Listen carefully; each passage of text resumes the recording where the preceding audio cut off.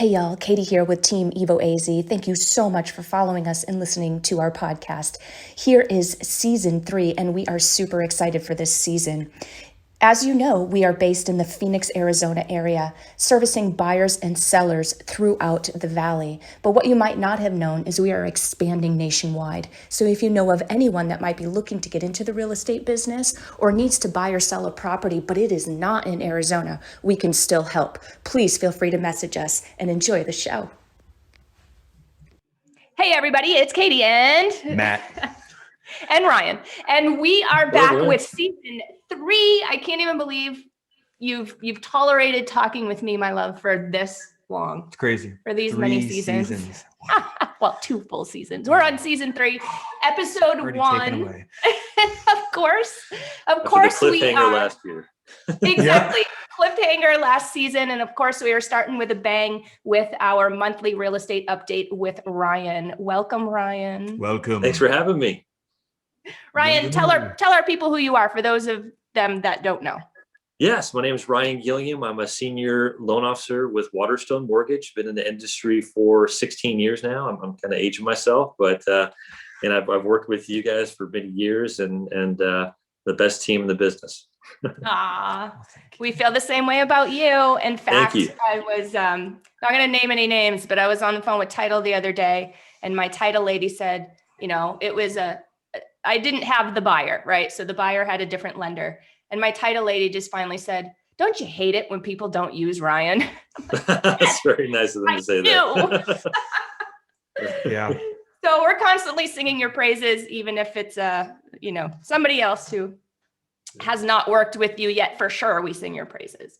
But anyway, you're very welcome. Thank you so much for being here with us. Let's get started with your stats and your stuff. I've got a couple of slides for you. Take it away, Ryan. Let us know what's going on. What's happening with rates? Yeah. So first and foremost, we did see a little bit of a jump in rates. You probably noticed that in the news. And that was to be expected. And a lot of that has to do with some confidence that we're seeing now that the vaccines are rolling out, and we are seeing a decrease in COVID cases, a pretty sharp decrease, which is very optimistic. So that's why we saw a little bit of a jump, but we actually have been getting a lot of news from the Fed. The Fed chairman, Jay Powell, did say that they are committed to buying mortgage-backed securities, to keeping rates low for the long haul. So that's promising. That's really what kept rates low when COVID first hit. Is the Federal Reserve, they wanted to keep people borrowing money. They wanted to keep liquidity available. So that's why they bought down interest rates. And that's why, we saw such a spike in home buying last year. And that's going to continue. They are going to continue to do that. They've made that announcement. So that's one reason why rates are going to continue to be low. Another one here is, there was a lot of debt that was taken out with the stimulus, obviously, the CARES Act, and we have another stimulus coming up. So when that happens, the government does go into debt, and that does actually lower interest rates. So that's one thing that's going to pressure things lower as well. And on top of that, you could actually show one of the slides that I gave you here. I think it was the panic euphoria. Got it. And this will be interesting. A lot of people thought this was a helpful slide. Yeah, thank you, Katie. So what this is showing, this is very interesting. Is the Euphoria Index. And what this means basically is when people are getting really excited and putting a lot of money in the stock market, this chart goes up. So you could actually see around 2000 and 2001 that it was at its highest at 1.5. Mm-hmm. And right after that, it dropped. And what happened there? That was the .com bubble, and the stock market dropped. And then you could see in 2006 and 7, it got high again. And then, of course, it dropped, and that was when we had our, recession. So this really does kind of show, how high euphoria is. And right now, if you look at the very right hand of the corner of this chart, it's at the highest. It's at the highest it's ever been. Wow. And so I can't predict it or anything, but what a lot of people are, their radar is up. This could mean that there's a little bit of a stock market correction that we could see here coming up. So when that happens, when money is moving out of the stock market, it goes into the mortgage bond market, and mortgages stay low as well. So that's why I wanted to show this chart. no one has a crystal ball, but a lot of, industry experts in terms of the stock market are kind of looking at this index and kind of waving a red flag that something might be happening here this year.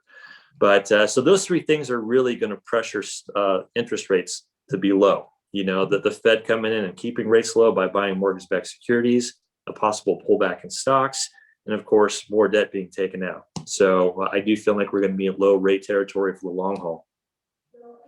And that's really driving a lot of buyers right now, is they're wanting to capitalize on the lower rates. You feel like that? Yeah, I do. I think there's a Yes. lot that's driving buyers at this moment. I think it's, nationally, I think there's motivations in each, individual city, state that are motivating factors. Arizona has their own, I think rates, but I think inventory is another thing. Everyone wants what they can't have. And if they feel like they're going to fall behind the 8 ball, and that there's more motivation, which makes me a little nervous, not nervous, but yeah, let's just say it, a little nervous, because it's kind of uncharted territory for at least me doing this in almost 2 decades of seeing this low of inventory. Yeah, I just aged myself. Yeah. we both are today, aren't we? Been selling it since I was 3 years old. Okay. Big 40 this year. Yeah.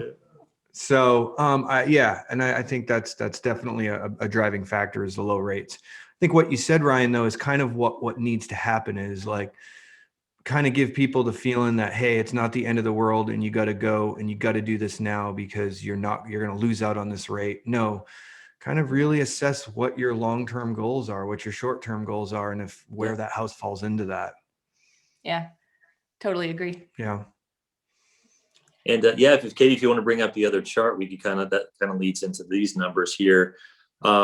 This was pulled from an article that I was reading about. That's perfect, about housing forecasts for the year. And it's interesting because it's not just, the low rates and the higher demand. Obviously, there's a lot of millennials now that are jumping into the market. The millennials, since the baby boomers, was one of the biggest generations in terms of population growth.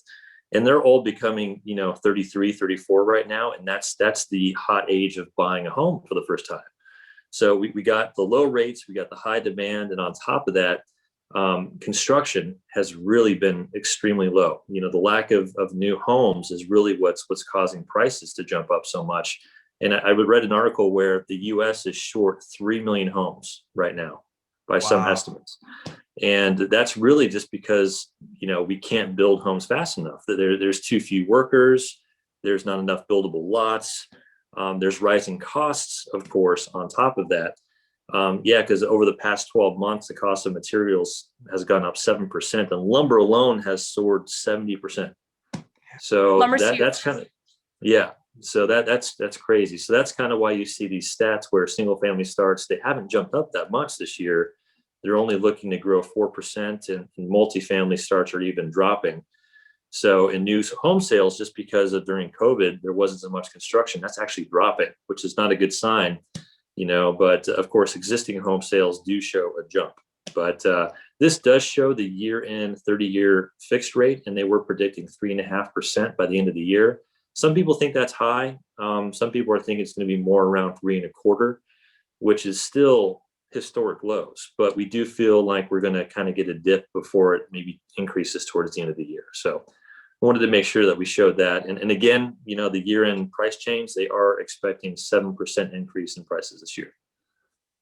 Yeah, I was just at a new home builder over the weekend, and I was, meeting with a buyer, and we were talking with the sales agent, and she had brought up lumber prices. She's like, it's crazy how much they're going up, and, how much a lot of things are going up, but specifically lumber. And not only is the market driving the new build communities to raise their prices quite frequently, but so are supply, supply prices. I've got a really interesting slide to kind of piggyback off of yours that I'd like to share really quick, that I shared this with Matt last night, and we kind of thought this was interesting. So change in housing inventory compared to this time last year. So the biggest changes are these dark red states. Look at this. Wow. Look at how many states have just plummeted in inventory. Over 50%. It's insane. It's insane. And of course, here we are over here, Arizona. I mean, our number is pretty high. You know, we're at the high end of 50 there. Thought it was kind of funny that New York didn't really dip quite as much in their inventory, and they're the only ones. No, they're moving pretty quick. The only blue on there. Yeah, I think, you Yeah. know, people are moving out of the big city, really, Yep. and moving to the suburbs. Yep. Absolutely. Yep. You know what I mean? And yeah, there's taxes are really high, and you can kind of see that in those areas that are really kind of motivating those moving factors. And also winter, you know, I think a lot of people were stuck inside and really assessed what they wanted to do and where they wanted to spend their life, and it wasn't in the cold weather. Yeah, that's really, really interesting. Yeah, I thought it was too. A couple of other stats just to sort of randomly toss out there is, you know, everybody, well, not everybody, but I see a lot kind of out in the public. Oh, there's a crash coming. Oh, all these foreclosures. I know we've been talking about it for months on this show, but a very interesting statistic that came out this morning, or probably came out a couple of days ago, but I heard it this morning from a publication I love, Keeping Current Matters. 57% of homes across the country have 50% of equity or more. Amazing. Yeah. So, I mean, maybe they're falling on hard times. Maybe they can't make their mortgage, but they're going to be able to sell. Look at the inventory levels. And if they've got that much equity, like that's just a no-brainer. Well, and then it's also a motivating factor to anyone that does have equity in their home to make sure that they're paying their mortgage. They would be less likely to stop paying that versus other forms of payment, whether it be credit cards or things that are, you know, a little bit more expendable. Back, you know, everyone kind of uses 2008 as their baseline on where people place homes as that on that level of what's most important. Well, that's because no one had any equity and they had crazy loan terms. Now most of these people have refied in the last year or two. They have low rates. They have a ton of equity. They're not going to give that up. They're not going to make those mistakes. So I think that is kind of an insulator to this big real estate crash that a lot of people are kind of talking about, but I think mostly wishing for. There's a lot of people that are honestly priced out of our market. Yeah. And they want it to fall so that they can get into it. And I've heard that, I've had those conversations too. I can totally get it. I understand. I think there's a lot of people that have wanted to buy. And I think, you know, especially first time home buyers, you know, what are they thinking right now? It's definitely a very, very difficult arena to be playing in. Ryan, what do you think about first time going right now? Yeah, it could kind of to piggyback on what you're saying. You know, people have equity right now, and even when the CARES Act and the forbearance that people were able to take on their mortgages is ending, you know, even if those people could continue to not be able to pay their mortgage, they're going to list their home. They're not going to foreclose. You know, they don't need a short sale like back in 2006 through 8. Exactly. You know, and we need more inventory. So, you know, it's great that there's that much equity in there because hopefully, you know, if they can't afford the mortgage, some of those homes will hit the market and give us a little bit more inventory that we're needing right now.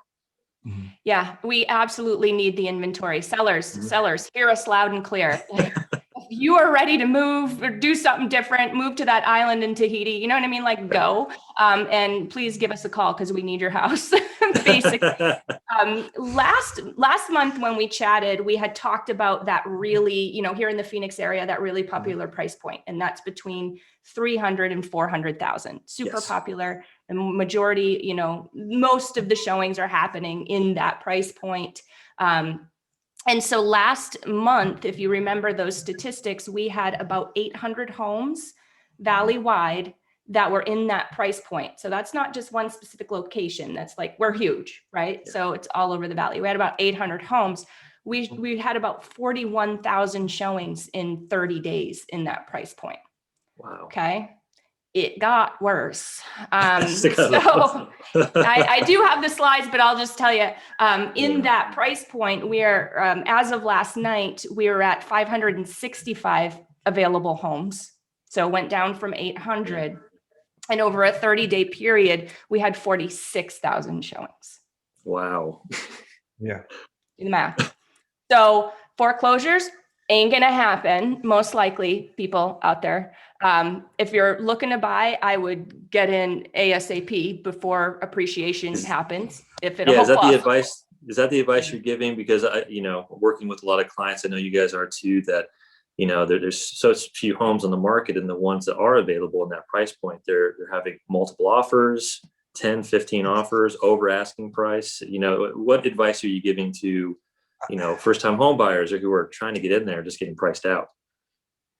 Well, we're really having to give it to them straight and really set Yeah. expectations up front and say, hey, I'm going to be asking you to come to the table with cash to make up for an appraisal difference, because in that price point, I'm seeing us having to go 20, 25, in some cases, $50,000 over the purchase price in order to secure it.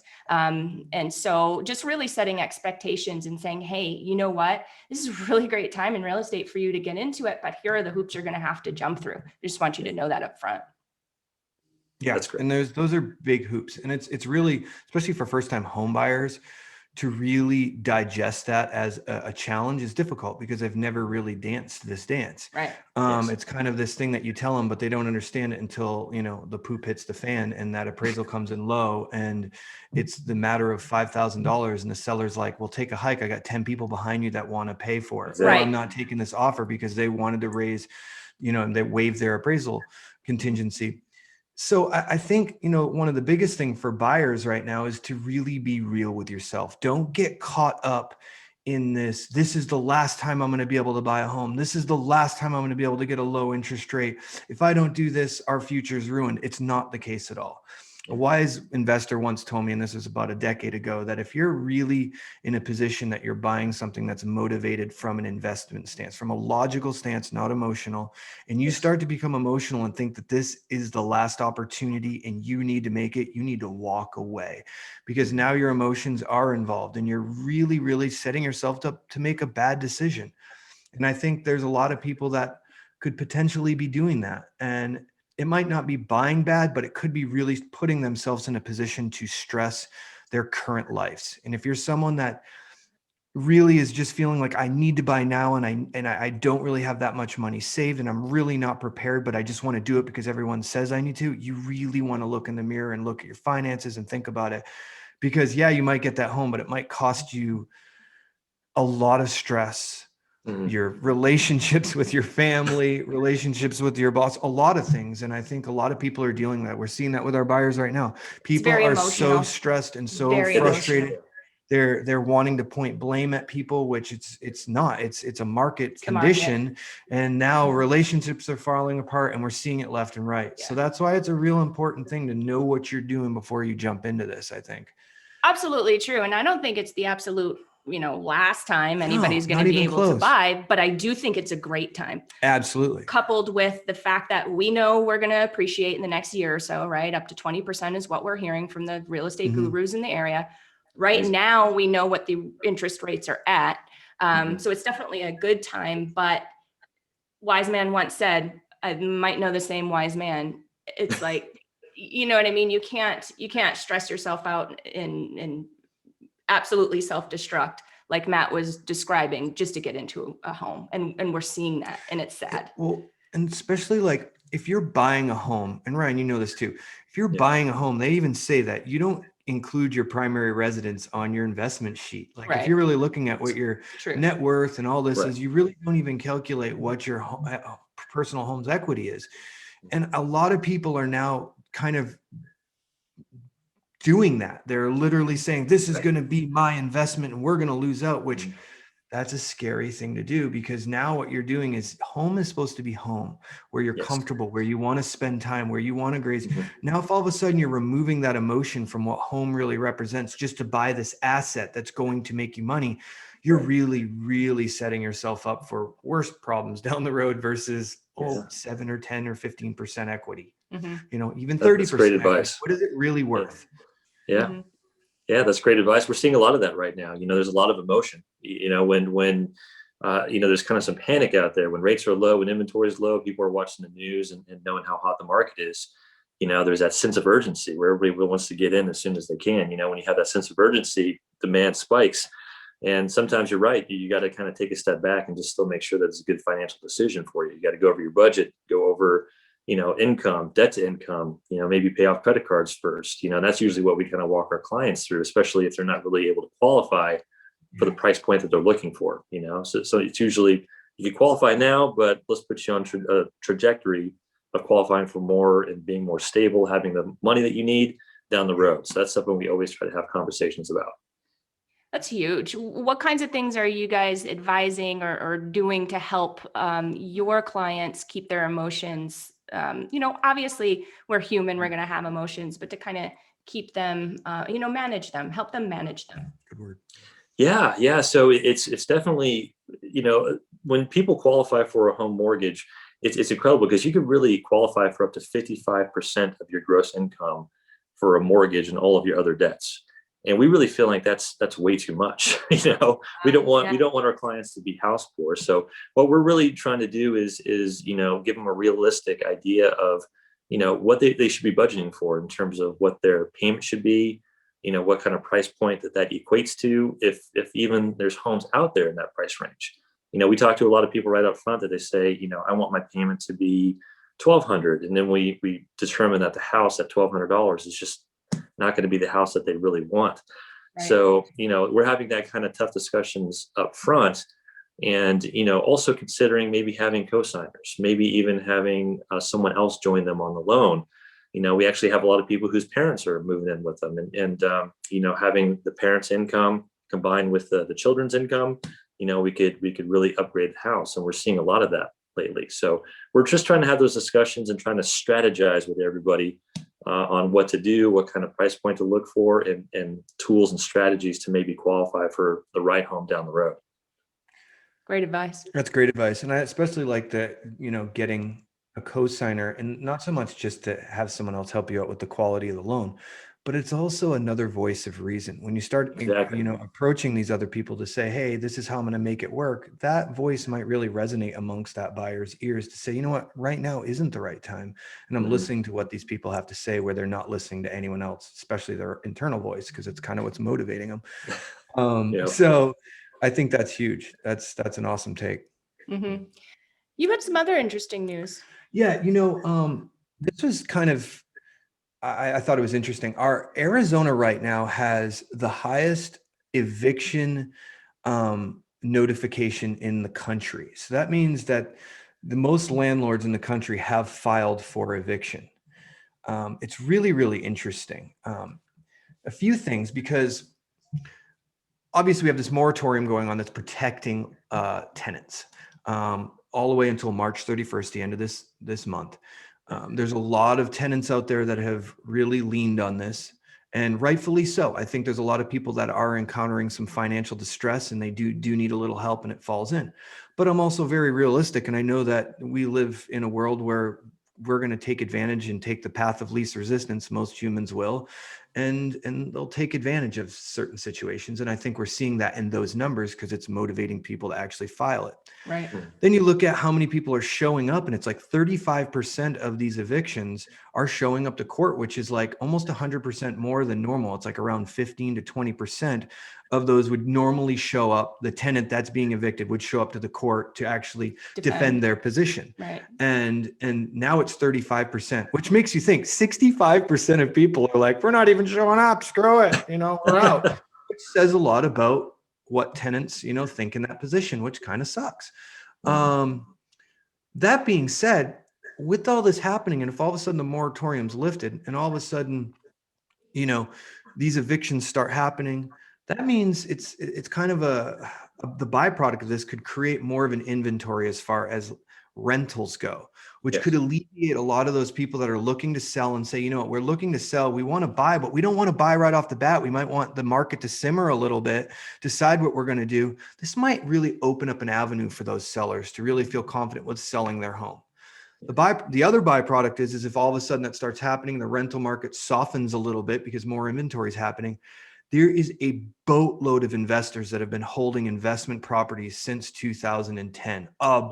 Boatload. Mm-hmm. Banks, everyone and they could all of a sudden start looking at their metrics and saying, yeah, we are approaching a possible shift in market. if this is getting soft, maybe this is the best time to sell, which could give us the inventory that we're kind of looking for. Now, these are just hopeful things that I think that we should all kind of look forward to and kind of be optimistic that, yeah, it could be the downfall of one market, but could prop up another. So that's kind of my take on it. And I do see some light at the end of the tunnel on that.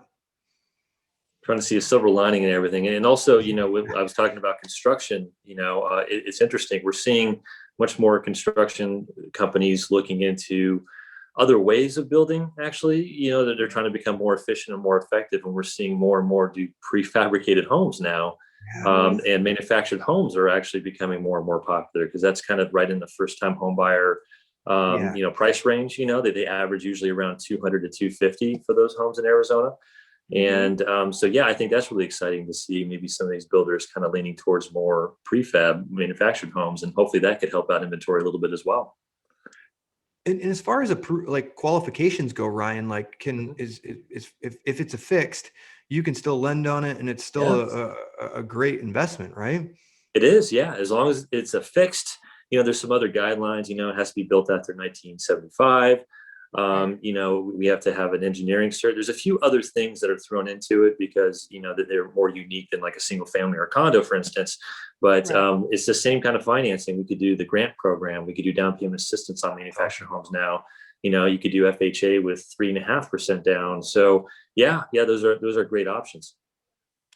One more thing that I kind of want to add, and that was on the new build front, which was also not alarming, but it made my brain go, was when, Kate, you went out and you were with these new build clients, and they were pretty much saying, these new builds were ultimately saying, hey, if you bid now, we're not going to break ground for 8 to 10 months. And the completion of your home is not going to be 8 to 12 months after that.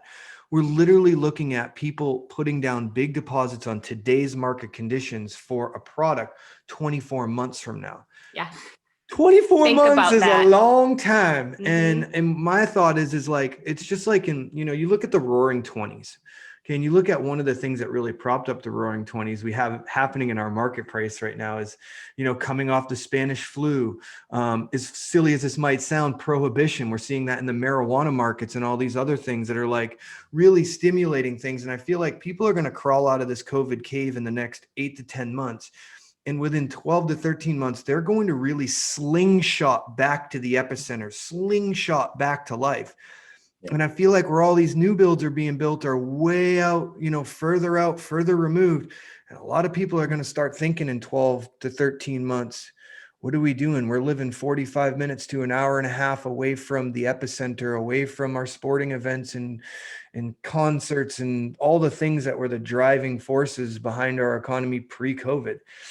And are people going to start backing out? And if the second builders start losing, they can drop their prices dramatically, which reverberates kind of throughout the rest of, the valley. It's hard to say, but I do see that it's nerve-wracking that people are 2 years out.